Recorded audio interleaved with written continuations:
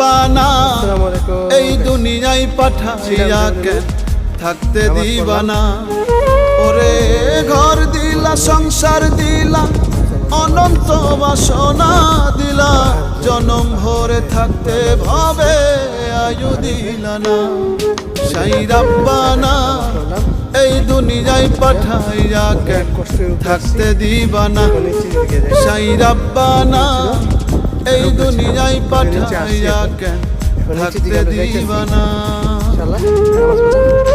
আসতে অনেক কষ্ট হয়েছে, এখন খুব শান্তি লাগতেছে যে রহমতের জায়গায় আমরা নামাজটা পড়তে পারি। একটা কথা চিন্তা করে দেখেন, আমাদের এত কষ্ট হয়েছে আসতে, কিন্তু আমাদের জায়গায় রাস্তাও আছে, সব কিছু আছে, কিন্তু সুন্দর করে বানানো।